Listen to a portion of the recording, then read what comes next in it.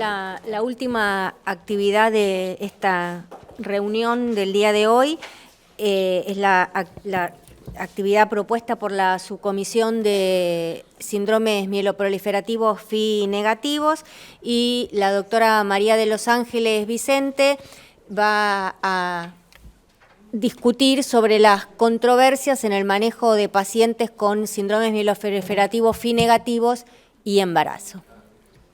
Bueno, buenas tardes.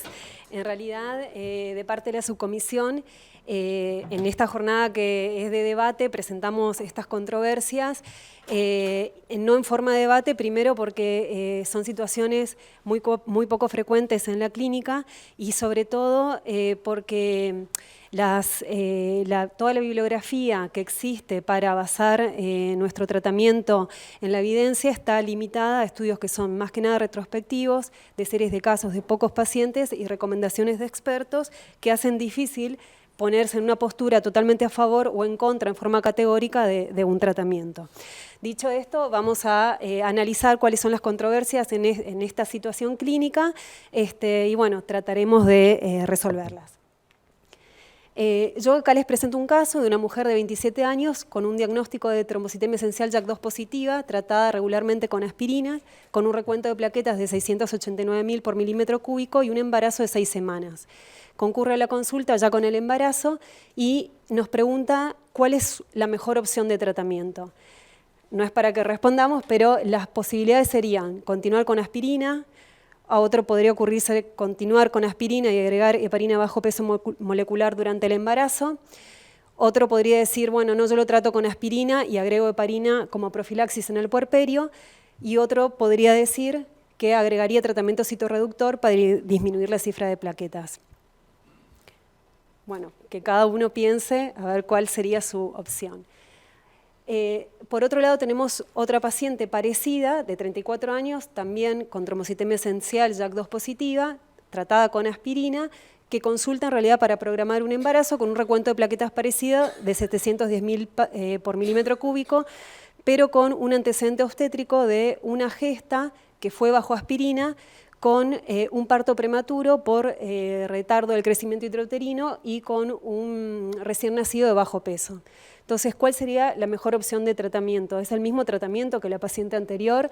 ¿Tenemos que continuar con aspirina, agregar heparina en el embarazo o en el puerperio o en embarazo y puerperio? ¿Tendríamos que agregar un tratamiento citorreductor? Bueno, vamos a ver.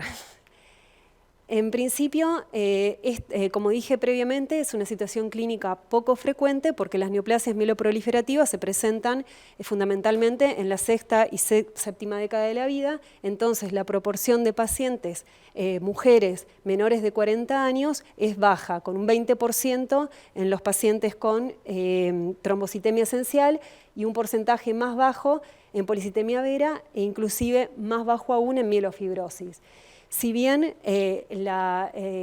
hoy por hoy en la actualidad la maternidad se ha pospuesto por encima de los 40 años, sabemos que esta va a ser una situación poco frecuente.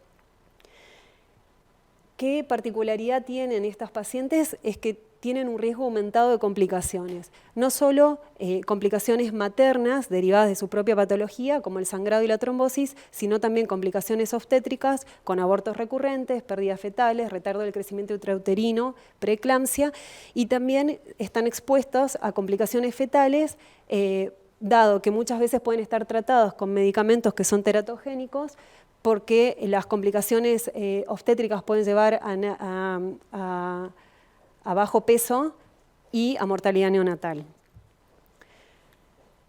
Bueno, para poner estos números, podemos decir que los pacientes con trombocitemia esencial, que es la mayor bibliografía en embarazo, por lo que expuse previamente de la frecuencia está dada en este tipo de pacientes, tienen una tasa de nacidos vivos de 68.5%, una alta tasa de abortos espontáneos y de pérdida fetal, comparado con un embarazo de una mujer sana. A la vez, el riesgo de hemorragia y trombosis, es decir, de complicaciones maternas, es bajo, pero notablemente incrementado con respecto a una mujer sana, y estos valores son mucho más adversos en los pacientes con policitemia vera. Entonces, para analizar estos casos tenemos que tener en cuenta de que, como dije, la mayoría de los trabajos son retrospectivos, son series de casos de pocos pacientes en los que se ve una heterogeneidad en el manejo terapéutico y también una heterogeneidad en el grupo de pacientes, ya que están mezclados pacientes de alto y de bajo riesgo, y no hay consenso hasta ahora acerca de qué variables pueden predecir cuáles serían, quiénes tendrían resultados adversos. Entonces, ¿cómo podemos predecir o tratar de ver cuál sería el riesgo de complicaciones obstétricas en nuestros pacientes? Primero, si bien no hay, la literatura es bastante controvertida, se establece que los pacientes que tienen complicaciones en embarazo previo tienen un antecedente de peso para futuros embarazos. ¿Qué pasa con el recuento de plaquetas y el estado mutacional? Bueno, es conocido, y esto se ha publicado, que las pacientes con trombocitemia esencial, al igual que las mujeres sanas, reducen la cifra de plaquetas, y esta reducción de la cifra de plaquetas puede ser hasta de un 40% sin citorreducción. Y esto se traduce en resultados favorables en el embarazo. Este es un estudio de 12 pacientes que muestra precisamente eso, antes del embarazo y después del embarazo. Nosotros, desde la subcomisión, hicimos una invitación a los socios para que nos reporten sus casos y pudimos comprobar lo mismo, ya que vemos que las pacientes, en realidad tuvimos datos de 29 embarazos en 22 pacientes, 19 de ellas con trombocitemia esencial, y 11 de estas 19 pacientes con trombocitemia esencial no fueron tratadas con citorreductores durante el embarazo. Y vemos que pasa exactamente lo mismo, como la cifra de plaquetas, este es un promedio, va disminuyendo a lo largo del primer, segundo y tercer trimestre para hacer un rebote luego de en el puerperio, es decir, que vuelven a aumentar en el puerperio. Esta reducción, que es de aproximadamente un 40%, como dije, es mayor que la que se ve en un embarazo normal, y tenemos que tener en cuenta entonces que quizá hay pacientes que tienen trombocitosis que pueden cursar su embarazo sin citorreducción. Esto es cierto hasta un determinado nivel de plaquetas, porque según la bibliografía, algunos pacientes con más de 1 millón de plaquetas o más de 1,5 millones de plaquetas tienen un riesgo incrementado de hemorragia por el síndrome de von Willebrand adquirido, y en esos casos sí tendríamos que tener bien claro antes de terminar la conducta, porque esto puede tener implicancias terapéuticas acerca de si dar o no aspirina, por supuesto. Siempre, si bien la recomendación de evaluar síndrome de von Willebrand adquirido surge de pacientes con trombocitemia esencial sanos, sin el contexto del embarazo, uno tiene que guiarse por la clínica siempre, si la paciente tiene más clínica de sangrado. Y para ajustarnos a lo que es von Willebrand adquirido dentro del embarazo, hubo un estudio en realidad de un número bajo de pacientes, de 12 pacientes, pero con 24 embarazos, que estudió los valores de von Willebrand, el cofactor de ristocetina, el antígeno de von Willebrand y el radio de cofactor y de antígeno de von Willebrand, y demostraron y vieron que el valor previo o al inicio del embarazo era bajo, y que para el tercer trimestre esos valores se normalizaban, coincidente con la normalización del recuento de plaquetas que comentábamos previamente. Entonces quizás sean pacientes que no tengan complicaciones justamente por eso. ¿Qué pasa con el estado mutacional y las complicaciones obstétricas? Bueno, sabemos que las pacientes con trombocitemia esencial, que son JAK2 positivas, tienen más riesgo de trombosis. De hecho, el JAK2 es una variable a considerar en algunos scores pronósticos de trombosis para lo que es trombosis venosa sobre todo. Pero en cuanto a las complicaciones durante el embarazo, los resultados en el embarazo, los resultados son más contradictorios, y tenemos estudios que nos muestran que sí tendría un impacto negativo y otros en los que se ve que no tendría impacto. En nuestro trabajo, que esperamos poder presentar en el Congreso, la verdad es que no encontramos diferencias significativas entre los pacientes JAK2 positivos y JAK2 negativos. Tuvimos 14 pacientes JAK2 positivos, de los cuales 5 de 14 tuvieron complicaciones y 6 de 15 pacientes JAK negativos, lo cual no nos dio una diferencia estadísticamente significativa en el análisis univariado. Un poco para tratar de resolver estas controversias, se presentó en el año pasado en ASH, a modo de póster, una revisión sistemática de 1.200 embarazos entre 776 mujeres, donde ellos sí pudieron demostrar que tuvieron menor tasa de nacidos vivos los pacientes JAK2 positivos con respecto a los JAK2 negativos. Siempre consideremos que la mayoría de los estudios son retrospectivos. Hasta ahora, en realidad, el JAK2 no es una variable de peso que nos indique la terapéutica, por lo menos en las pacientes con embarazo. ¿Qué hay con respecto al CALR? Esta mutación, hay muchas menos publicaciones, pero se publicó sí un estudio en el año 2015 donde se notó una tendencia a favor de resultados favorables en los pacientes que son CALR positivos versus los que son CALR negativos. Y como dato que me pareció importante en este mismo trabajo, ellos observan que las pacientes que cursaron un embarazo antes del año 2007 tenían una tendencia a peores resultados también, que quizá tenga que ver con un mejor conocimiento o un mejor tratamiento de las pacientes. En esa misma línea se publicó en el 2016 en EJA, que los europeos tienen un grupo prospectivo de estudio de embarazo. Ellos vieron que las pacientes con policitemia vera que no tenían diagnóstico, o sea que cursaban su embarazo previo al diagnóstico de policitemia vera, tenían resultados mucho más adversos que cuando uno ya conocía el diagnóstico y podía hacer un tratamiento. Ese tratamiento por lo general era con aspirina, tratando de mantener también un hematocrito por debajo del 45% y con heparina de bajo peso molecular en el puerperio. Así que quizá con un mejor conocimiento y con tratamientos más estandarizados, estas pacientes tengan mejores resultados obstétricos. Bueno, ¿qué hay con respecto a las complicaciones maternas? Hablamos un poco de la hemorragia con el síndrome de von Willebrand adquirido. Hay que recordar ahí, de paso muestro acá, que las pacientes que reciben aspirina y heparina de bajo peso molecular, por ahí pueden tener mayor riesgo de sangrado, que es lo que se vio en los pacientes, en este grupo de pacientes, que ya habían tenido un tratamiento, muchas veces con con antiagregación y heparina.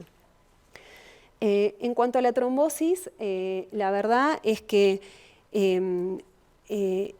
considerando que, digamos, un riesgo absoluto que considerado como a favor, digamos, de utilizar la heparina de bajo peso molecular con un beneficio clínico, ese valor sería un riesgo de 3%, hubo un grupo que analizó cuál es el riesgo de la trombosis durante el embarazo en este grupo de pacientes, básicamente en pacientes con trombocitemia esencial.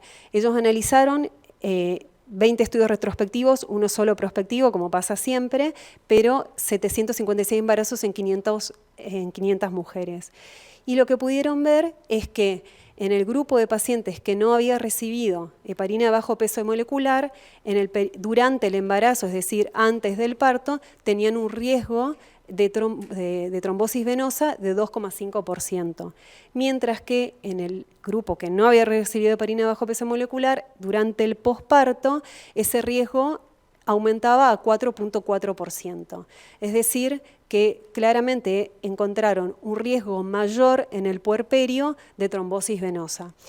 Si analizamos los extremos de los intervalos de confianza, podemos pensar que probablemente haya pacientes que requieran o que tengan un riesgo de trombosis mayor al 3%, y es por eso que es fundamental que estos pacientes tengan un tratamiento muy individualizado y jerarquizar factores de riesgo adicionales de trombosis, como el antecedente de una trombosis previa, como antecedente de complicaciones relacionadas a insuficiencia placentaria, la obesidad, la inmovilización, la presencia de una trombofilia, los factores de riesgo cardiovascular y el síndrome de hiperestimulación ovárica.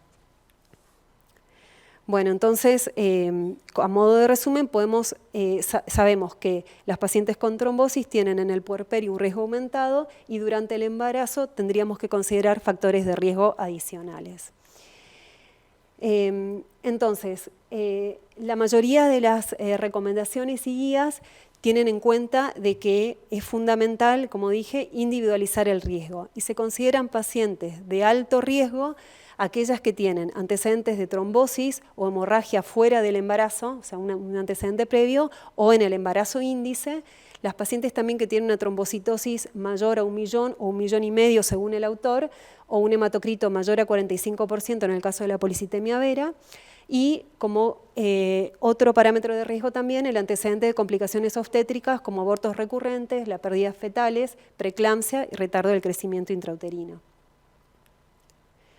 ¿Cuáles son las opciones de tratamiento para estas pacientes? Bueno, la aspirina sabemos que es segura en el embarazo, que hay estudios que han demostrado que puede prevenir la preeclampsia pretérmino en pacientes de alto riesgo de preeclampsia. Hay estudios retrospectivos que muestran beneficio en policitemia vera, sobre todo, y en trombocitemia esencial, aunque algunas series no pudieron comprobar un efecto positivo en trombocitemia esencial, es decir, que no encontraron diferencia. Sin embargo, la revisión sistemática que les contaba previamente mostró que las pacientes que reciben aspirina tendrían una mayor tasa de nacidos vivos. Como sabemos, es una medicación que es inocua y que puede producir beneficio y por lo general no hay discusión acerca de su uso o mayor controversia. En cuanto a la heparina bajo peso molecular, no hay trabajos prospectivos que evalúen el rol de la heparina en las neoplasias mieloproliferativas. El beneficio, como vimos antes, de usarlo durante el embarazo no está claro.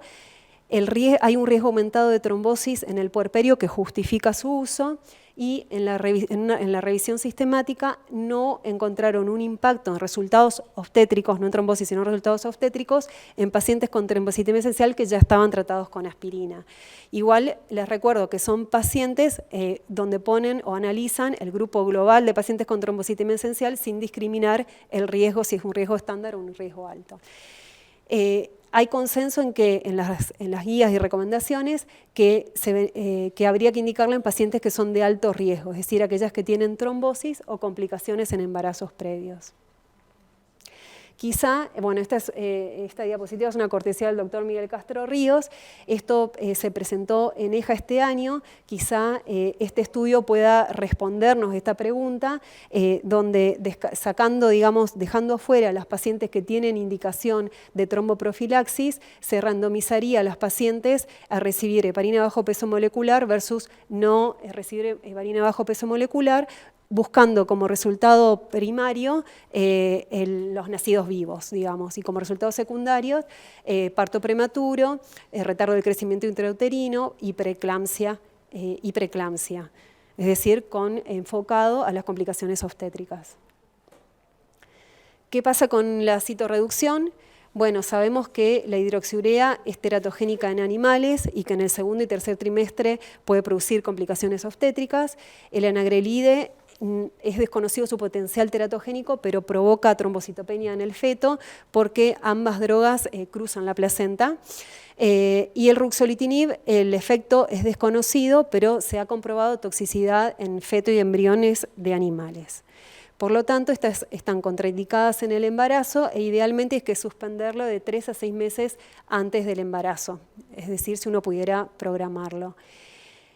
Con respecto al interferón, el interferón es una droga categoría C, es decir, que hay que utilizarlo solamente si su beneficio justifica el potencial daño al feto. Lo cierto es que es el citorreductor de elección, no cruza la barrera placentaria, no es teratogénica en animales, no es mutagénica, aunque utilizada en altas concentraciones se ha demostrado que puede detectarse en la leche materna. Entonces, con respecto a la bibliografía, hay varios trabajos que evalúan el efecto del interferón en cuanto a complicaciones obstétricas y, como ustedes pueden ver acá, la verdad es que la tasa de nacidos vivos con respecto es bastante alta. Y esta serie de casos que muestro acá incluye un trabajo publicado con 10 pacientes que recibieron interferón pegilado, de las cuales 9 de 10 tuvieron nacidos vivos. Acá en el último renglón yo les puse la experiencia de la subcomisión con los datos que ustedes nos han enviado, donde hubieron 7 pacientes que recibieron interferón pegilado y 7 pacientes con interferón convencional. No hubo diferencia en cuanto a las complicaciones obstétricas y en realidad hubieron 6 de 7 nacidos vivos con el interferón pegilado, un aborto espontáneo y 2 retardos del crecimiento intrauterino, y el interferón convencional tuvimos 5 de 7 nacidos vivos y 2 abortos espontáneos. La revisión sistemática demostró mayor tasa de nacidos vivos también con el interferón. Entonces, ¿cómo podemos adaptar el tratamiento al riesgo de la paciente? Bueno, en primer lugar, el tratamiento o manejo del embarazo tiene que empezar antes del embarazo, es decir, con una evaluación antes de la concepción. Fundamental suspender las potenciales drogas teratogénicas, en caso de requerir citorreducción, rotar interferón, optimizar el recuento de plaquetas y de hematocrito, y el control de factores de riesgo cardiovascular es fundamental, y de hecho en nuestra serie de casos, 2 de los pacientes que habían abortado tenían tabaquismo como factor de riesgo asociado. Una cosa que está en discusión también y que es controvertido es el estudio de trombofilia previo al embarazo, que si bien no hay datos prospectivos a favor de estudiarlo, sí se sabe que es un factor de riesgo adicional que podría modificarnos la conducta terapéutica. En cuanto al embarazo, los pacientes que tienen embarazo con un riesgo estándar, es decir, que no tienen antecedentes de hemorragia ni de trombosis, que no tuvieron complicaciones obstétricas y que tienen recuentos de plaquetas por debajo de millón y medio, la opción de tratamiento sería antiagregación con aspirina, y se consideraría durante el embarazo la heparina bajo peso molecular solamente en aquellas pacientes que tengan factores de riesgo adicionales de trombosis, por lo menos hasta que tengamos los resultados del estudio randomizado que les mostré hace un rato.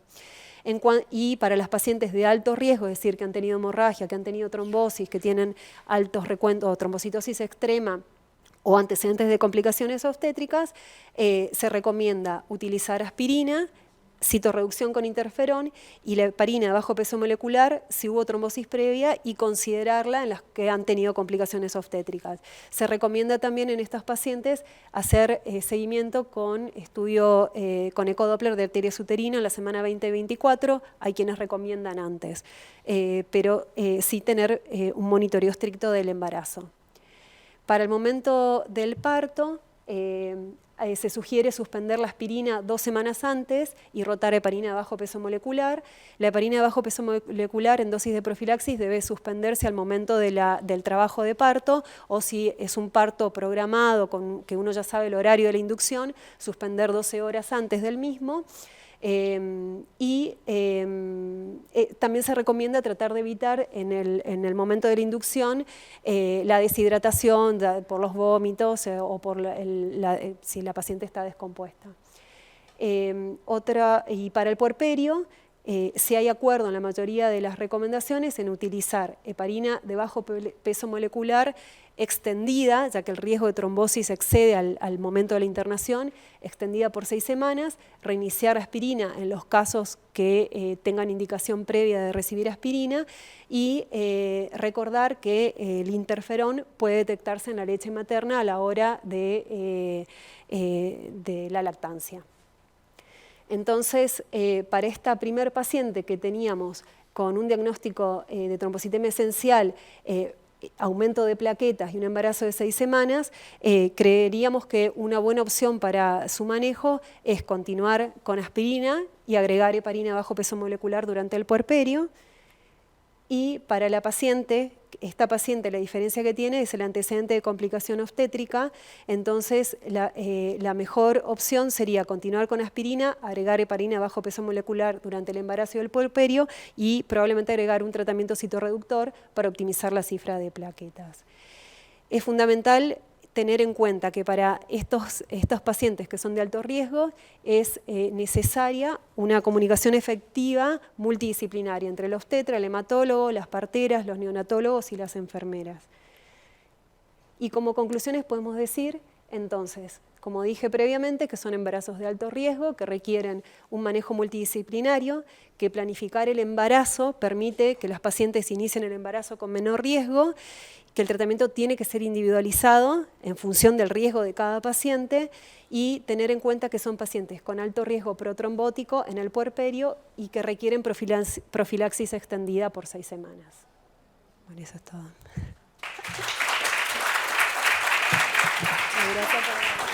Gracias, Cecilia, que la hidroxurea es teratogénica en los animales. Está muy bien dicho así. Sí. Existe un estudio importante, interesante, en hemoglobina S heterocigota, creo que es inglés o de un consorcio, yo no puedo acordar los números, pero que no es teratogénica en la especie humana. Lo digo porque si no tiene una fama anómala la hidroxurea y no lo es exactamente. Yo tuve que intervenir una vez sola, en el cual una mujer perdió su primer feto con interferón, era una policitemia vera con trombocitosis, y las dos segundas concepciones con recién nacido vivo a término fueron con hidroxurea. Por supuesto tuvo que contravenir algo que está escrito en la literatura y hacerme cargo de la responsabilidad. Y he compartido con Astrid, Hodgkin dar a BBD no es tan complicado, los chicos crecen perfectamente, lo que a veces le va mal a los pulmones por la bleomicina. Bueno, sí, es cierto que la hidroxurea, en realidad hay descripción de por lo menos un caso de malformaciones congénitas con el uso de la hidroxurea, pero es cierto que hay algunos que los utilizan, sobre todo en el segundo y tercer trimestre, cuando por ahí hay una cifra con una trombocitosis, pacientes con trombocitosis extrema.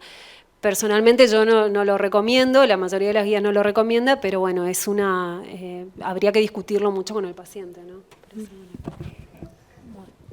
Doctor Castro Ríos, sí, doctor Yastrebner, y terminamos para dar inicio a la... Excelente, Ángeles, y realmente nos hemos propuesto escribir una guía del manejo del embarazo en los pacientes con neoplasias mieloproliferativas. Es muy interesante lo que pasó ahora en el EJA, donde el Gianotto, que trabaja con Jacques Kiladian, ha empezado a juntar las neoplasias mieloproliferativas en pacientes jóvenes y nos va a cambiar completamente nuestra actitud en el manejo, porque estos pacientes, les sorprendió a Gianotto, de todos los pacientes que recibió, que fue recibiendo de toda Europa y de Estados Unidos, el 48% de los pacientes menores de 30 años de edad estaban con tratamiento citorreductor en el estudio. Quiere decir que el pensamiento nuestro de que la edad es la que marca las complicaciones, esto aparentemente hay que dejarlo de lado. El segundo punto es que se ha visto que hasta los 20 años, todos los pacientes que tienen desde 1 año a 20 con neoplasias mieloproliferativas son triple negativos. Y como ya está descrito en el chip, como se va adquiriendo, la primera mutación que aparece a partir de los 20 a 25 años es el JAK2, y los que tienen CALR empieza recién a partir de los 25 a 30 años.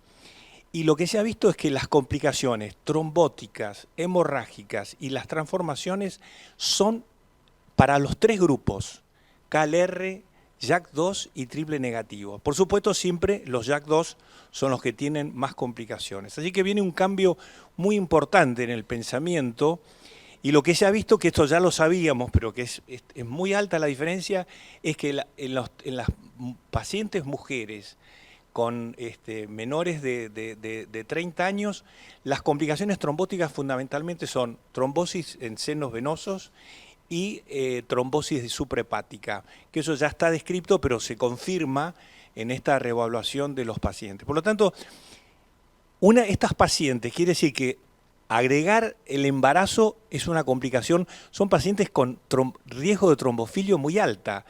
Fíjense que estamos hablando de pérdida de embarazo del 30 al 40%. Por lo tanto, las medidas antes de embarazarse debe tratar, en principio, si uno puede, tratar de reducir. Lo ideal sería que la paciente fueran al embarazo con un número de plaquetas normales y con sangrías con hematocrito normales. Pero eso lo tendríamos que ver. Realmente no, todo esto que está apareciendo los obliga a pensar en las complicaciones de estas mujeres jóvenes, y creo que se abre un campo muy interesante en el futuro, y especialmente tal vez sean pacientes que deban recibir heparina durante todo el embarazo. Vendrían a ser como más peligrosos que el inhibidor lúpico estos pacientes en estas complicaciones. Algo que, bueno, que este trabajo prospectivo va a ser muy importante en saber cuál es la diferencia de usar o no heparina durante el embarazo. Así que se abre un campo muy amplio. Es un grupo de pacientes que hasta ahora nunca les prestamos atención porque no sabíamos qué hacer, pero ahora al empezar a juntar este grupo de pacientes probablemente podamos manejarlos mejor. Así que, bueno, Ángel es excelente y creo que va a formar parte de las guías. Bueno, yo de paso quería aprovechar para invitarlos a todos de que si pueden colaborar para mandarnos los casos, para poder tener un registro, creo que es muy importante. Doctor Yastrebner. Sí, muy rápido.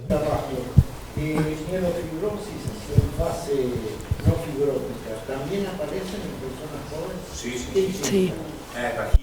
Bajísimo, pero suponete que, a ver, digamos, el grupo de pacientes jóvenes con mieloproliferativo viene a ser el 15% de la población total, es decir que de los y después, dentro de los mieloproliferativos, que ya dijimos, los que tienen embarazo, el 70-80% son trombocitemias esenciales, hay un 10 o 15%, pero hay un 5% con mielofibrosis temprana, que claro, no son mielofibrosis, pero son mielofibrosis temprana, que se quedan embarazados. Y esos son también pacientes que tienen el mismo riesgo de trombosis y de hemorragia.